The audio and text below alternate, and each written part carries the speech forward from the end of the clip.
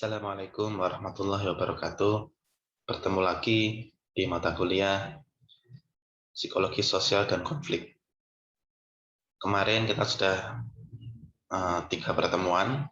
Sekarang kita masuk ke pertemuan keempat. Kita akan membahas tentang perilaku agresi. Tapi sebelum kita mulai perkuliahan, jangan lupa berdoa terlebih dahulu. Baik, kita langsung masuk ke materi tentang agresi ya. Apa itu agresi?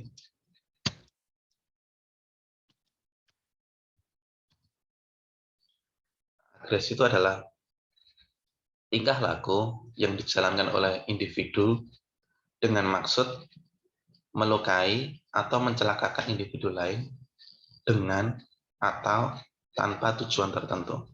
Nah, jadi ketika seseorang itu ingin atau ada dorongan untuk melukai orang lain atau kelompok lain, baik itu melukai secara fisik maupun secara psikis, itu adalah perilaku agresi, perilaku menyerang gitu ya. Jadi luka yang ditimbulkan tidak hanya luka fisik, bisa juga luka batin. Serangannya nggak hanya serangan fisik, bisa juga serangan verbal atau semacamnya. Nah, itu adalah agresi. Dengan atau tanpa tujuan tertentu. Nanti kita akan bahas bentuk-bentuk agresi. Ada yang instrumental, ada yang karena benci. Baik, pertama, apa aja sih faktor penyebab agresi? Yang pertama adalah proses belajar. Nah, jadi seorang manusia itu semakin dewasa, itu akan semakin rendah tingkat agresinya. Semakin kecil, semakin bayi seseorang, dia akan mudah melakukan agresi atau tingkat agresivitasnya makin tinggi. Nah, karena apa? Karena dia masih proses belajar. Semakin orang tidak tahu, itu semakin orang belum belajar, itu dia akan mudah melakukan agresi. Nah, jadi bayi itu kalau tidak terpenuhi keinginannya, dia akan berontak, nangis, dan sebagainya. Tapi semakin tua nanti akan semakin dewasa, akan semakin rendah agresivitasnya. Yang kedua adalah faktor penguatan. Faktor penguatan ini artinya jika seorang melakukan agresi, kemudian dia melihat ada penguatannya atau tidak. Misalnya, penguatan ini kan prinsipnya sangat behavioral ya, behavioristik ya. Jadi kalau dia melakukan penguatan dan ternyata tidak apa-apa, tidak ada konsekuensi, tidak ada hukuman, maka dia akan terus-menerus melakukan agresi. Bahkan jika dia melakukan agresi malah dia mendapatkan keuntungan, mendapatkan kenyamanan, kenikmatan, dia justru akan semakin bertambah agresif. Nah, jadi faktor penguatan inilah yang menjadi pendorong apakah seseorang itu akan makin agresif, tetap agresif, atau akan berkurang agresifnya. Tergantung dia dapat apa setelah melakukan agresi itu. Yang ketiga adalah faktor norma sosial. Norma sosial yang ada di suatu komunitas, suatu kelompok, semakin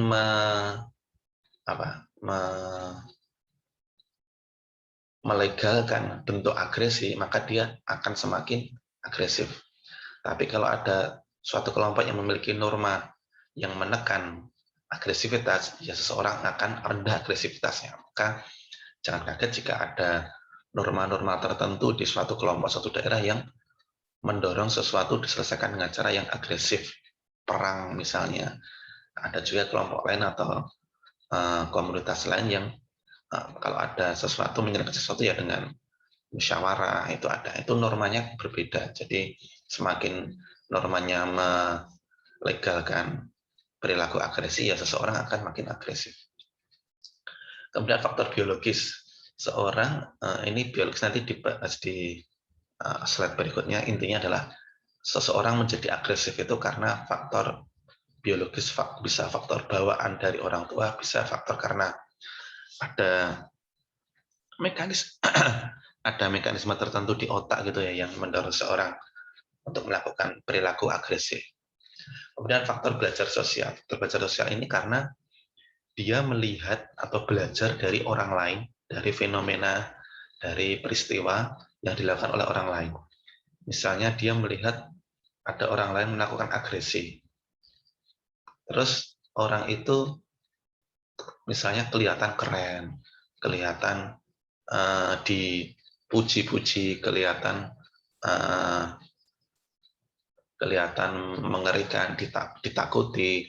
Nah, itu malah membuat orang yang menonton itu menjadi mengidolakan perilaku agresi itu, sehingga dia lama-lama tergerak juga, terdorong juga untuk melakukan hal yang sama supaya mendapatkan hal yang sama, supaya ditakuti orang, supaya disegani orang, dan sebagainya. Nah, itu karena faktor belajar sosial. Jadi kalau ada perilaku agresi, kalau bisa langsung ditutup atau disensor atau disembunyikan atau semacamnya, jangan sampai orang-orang melihat sehingga nanti terjadi teori belajar sosial, orang-orang meniru apa yang dilakukan oleh si perilaku agresi tadi. Kemudian faktor lingkungan. Faktor lingkungan ini yang dibahas di buku meliputi 3 hal: kemiskinan, anonimitas, dan suhu. Semakin orang itu miskin, semakin dia merasa terzolimi, merasa tidak adil, merasa dirugikan, itu akan mudah untuk menyulut emosi mereka sehingga mereka akan tergerak untuk melakukan agresi. Kemudian anonimitas. Anonimitas itu semakin seseorang itu menyembunyikan atau tersamarkan identitasnya, semakin dia menjadi orang asing, semakin dia menjadi orang anonim, itu tingkat agresinya semakin tinggi. Buktinya adalah ketika kita atau mahasiswa sedang demo berkelompok secara massal, itu tiap-tiap mahasiswa sudah menjadi sosok anonim. Mereka brutal, mereka akan melakukan sesuatu yang sifatnya agresif tadi, karena mereka tidak mempedulikan identitas pribadi mereka. Yang dilihat oleh orang-orang adalah identitas kelompok mereka. Oh, mereka adalah mahasiswa. Oh, mereka adalah. Jadi kalau ada kerugian-kerugian tertentu yang ditimbulkan oleh agresi itu, mereka merasa tidak akan dituntut secara pribadi, tapi akan dituntut secara kelompok. Nah, itu membuat mereka menjadi, tenang. Kan kalau ada yang rusak, aku nggak bakal dituntut. Pasti yang dituntut adalah kelompokku atau kampusku, seperti itu. Kemudian suhu. Suhu ini di buku dijelaskan bahwa semakin panas suhunya, bahkan ditambah semakin padat, semakin padat orang-orangnya, itu akan mudah juga menyulut emosi sehingga orang akan melakukan tindakan agresif. Belakangan ini misalnya ketika rekaman ini dibuat, Semarang tuh sedang panas-panasnya. Di antara panas-panas itu banyak orang yang ngantri vaksin, berkerumun, berjubel seperti itu. Nah, itu kalau tidak bisa terkelola dengan baik, masyarakat bisa tersulut, bisa marah. Saya sendiri misalnya 4 hari yang lalu, hari Minggu kemarin ya, saya vaksin siang-siang jam 1. Ternyata setelah sampai di sana, vaksinnya udah habis. Bukan hari Minggu, hari Sabtu. Vaksinnya sudah habis, padahal banyak orang yang mengantri. Sehingga saya lihat sendiri di depan saya, ada salah seorang warga itu berdebat, marah-marah sama petugasnya. Sampai hampir 1 jam itu ada seperti itu. Nah, itu mendukung teori ini, bahwa suhu yang panas ditambah orang yang berjubel, yang berkerumun, itu akan semakin menyulut perilaku agresif. Kemudian faktor amarah. Faktor amarah ini karena ketika seseorang tidak bisa mendapatkan apa yang dia inginkan, atau dia tidak usaha dia untuk mendapatkan sesuatu itu terhalangi sesuatu, nah dia akan melakukan agresi, akan melakukan tindakan yang agresif karena faktor kemarahan. Seperti itu. Berikutnya, tipe-tipe agresi. Yang pertama adalah agresi instrumental. Jadi agresi instrumental ini adalah agresi yang bukan tujuan utama. Jadi agresinya ini dilakukan cuma sekedar instrumen saja, sekedar cara, sekedar media saja, tapi bukan tujuan utama. Gampangnya ketika mahasiswa demo itu, ketika mahasiswa demo menuntut sesuatu, menuntut disahkannya undang-undang tertentu atau semacamnya. Tujuan mereka itu, undang-undangnya itu, kebijakannya itu, bukan merusak pagar, bukan membakar ban. Merusak pagar atau membakar ban itu adalah perilaku agresi yang sifatnya instrumental, karena bukan itu yang menjadi tujuan dia. Tujuannya adalah yang lebih tinggi lagi, sifatnya lebih tinggi lagi, lebih sistemik lagi. Mereka melakukan pembakaran ban, melakukan tadi kerusakan-kerusakan itu ya supaya dilirik, supaya diperhatikan oleh instansi yang sedang dia demo, pemerintah atau pimpinan kampus misalnya. Karena kalau mereka demo dengan cara diam-diam saja, ya bakal diremehkan nanti. Nah, seperti itu. Itu agresi instrumental. Kemudian agresi benci. Nah, agresi benci ini memang kita melakukan tindakan agresi karena objek yang akan disakiti itu memang kita sudah memiliki persepsi yang buruk. Kita sudah punya pengalaman buruk atau apa misalnya.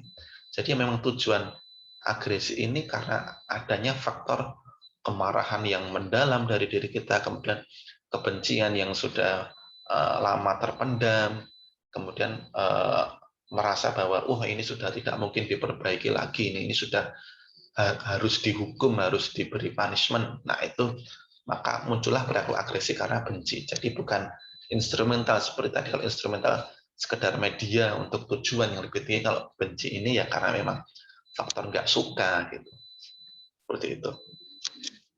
Kemudian teori-teori tentang agresi ini sebenarnya sudah dibahas di faktor-faktor agresi tadi ya. Jadi adanya teori bawaan, bahwa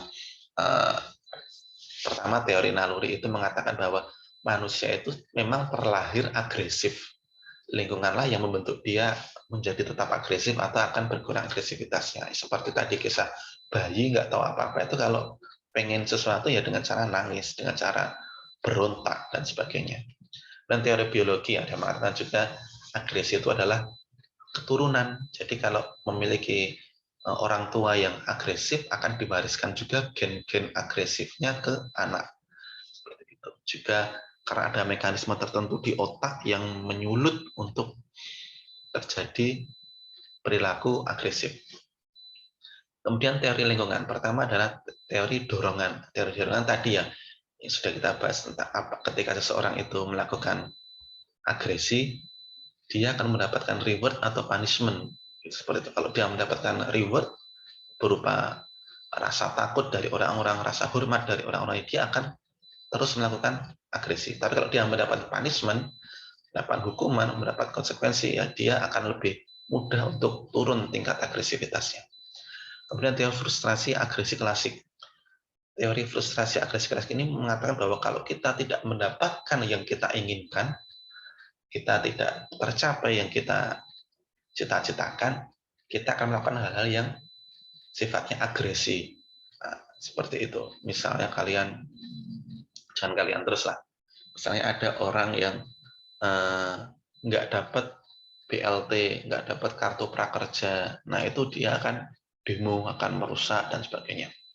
Kemudian teori frustrasi agresi baru. Nah, ini lebih rendah lagi dari teori agresi klasik. Di teori frustrasi agresi baru ini, jika seseorang mendapatkan rintangan ketika mendapatkan sesuatu, jadi bukan gagal mendapatkan sesuatu, tapi mendapat rintangan, mendapatkan, kalau dalam buku istilahnya iritasi, mendapatkan gangguan-gangguan, mendapatkan duri-duri kecil, tapi masih terbuka cita-citanya, masih dapat tercapai. Nah, itu adalah teori frustrasi agresi baru. Itu akan menyulut seseorang untuk melakukan tindakan agresi. Tentu tingkat agresinya lebih rendah daripada teori frustrasi agresi klasik. Kemudian teori belajar sosial, ini sudah kita bahas juga di slide sebelumnya. Kalau ada seseorang yang melihat perilaku agresi dan melihat itu terlihat keren, terlihat membuat orang dikagumi, nah itu akan mendorong seseorang untuk melakukan hal yang sama. Kemudian teori kognisi. Teori kognisi ini adalah ketika seseorang kan mempunyai kemampuan untuk melakukan aktivitas otak, berpikir, untuk melihat, mengamati, kemudian mengkategorisasi dan memberikan atribut.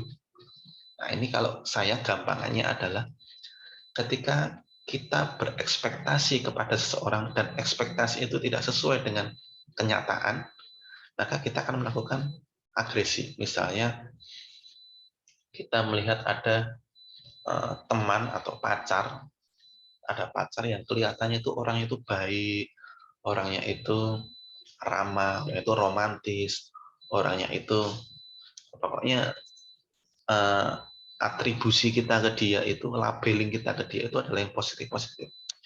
Ternyata aslinya berbeda, 180 derajat. Ternyata dia tuh orangnya pemarah, orangnya pendendam, orangnya cemburuan, orangnya posesif, dan sebagainya, dan sebagainya.